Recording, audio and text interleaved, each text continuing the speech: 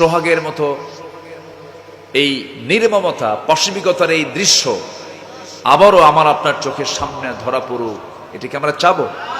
চাবো না। ছোট্ট দুইটা সন্তান রেখে সোহাগ চলে গেছে। এই সোহাগ ভাঙ্গারের ব্যবসায়ী ছিল।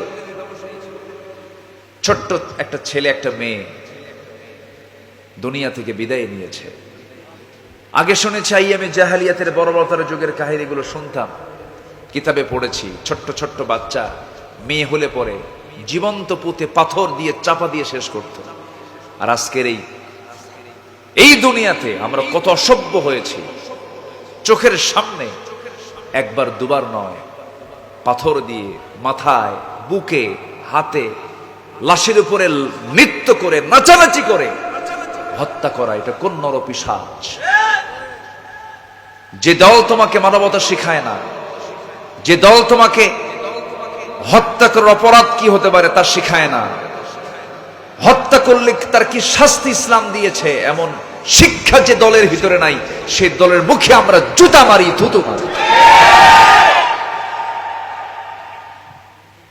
যারা রাজনীতিকে প্রতিষ্ঠা করতে গিয়ে হত্যা রাজনীতিকে যারা মূলতন্ত্র হিসেবে গ্রহণ করেছেন, মাথায় রাখবেন ওই সমস্ত ব্যক্তিদের রক্তের মধ্যে আবু জেহেলদের রক্ত, ফেরাউনদের রক্ত লুকানো আছে। পৃথিবীতে সবচাইতে কম রক্তপাতহীন বিজয় এনেছেন মুহাম্মদ সাল্লাল্লাহু আলাইহি ওয়াসাল্লাম। ডিফেন্সিভ, আমার নবীর হাতে আঘাতপ্রাপ্ত হয়ে মারা গেছে, এটার ব্যাপারে কিছু ইখতিলাফ আছে। কেউ বলেছেন নাই। আমার নবীজি শুধু মোকাবেলা করেছেন, প্রতিহত করেছেন। সম্মানিত ভাইয়েরা, সম্মানিত বন্ধু, সন্ত্রাসবাদে নিষেধাজ্ঞা কোরআনেও আছে না নাই বলেন তো? আচ্ছা, সন্ত্রাসবাদের বিরুদ্ধে ইসলাম কি বলে এটা নিয়ে হালকা কিছু কথা আজকে বলি। আমি শেষের দিকে যাব, কারণ এখন সন্ত্রাসের চিত্র যা চিত্রায়িত হচ্ছে, এই বিষয়ে কিছু কথা বলার দরকার মনে হয় নাই। আছে না নাই বলেন?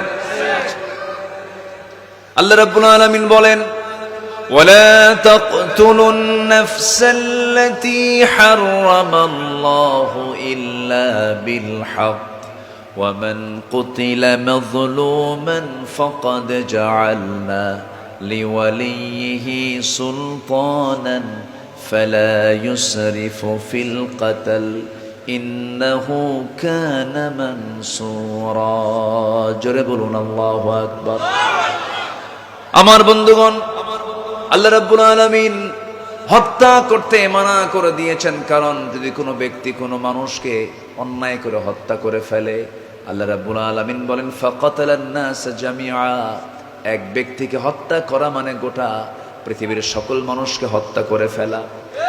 একটা মানুষকে জীবন ফিরিয়ে দেওয়া মানে গোটা পৃথিবীর মানুষের জীবন ফিরিয়ে দেওয়া। একটা জীবনের মূল্য কত আমার আল্লাহর কাছে, কত দাম একটা জীবনের মূল্য কত। আমার বন্ধুগণ, আল্লাহ রাব্বুল আলামিন হত্যাকে চূড়ান্ত রূপে হারাম ঘোষণা করেছেন। না না, হত্যার দিকে যাওয়া যাবে না। আল্লাহ রাব্বুল আলামিন নাম্বার 2 বলেছেন, ধর্মের নামে সন্ত্রাসবাদী করা যাবে না। আল্লাহ রাব্বুল আলামিন তার রাসূলকে পাঠিয়েছেন জগৎবাসীর জন্য রহমত করে। কি করে বলেন? রহমত করে।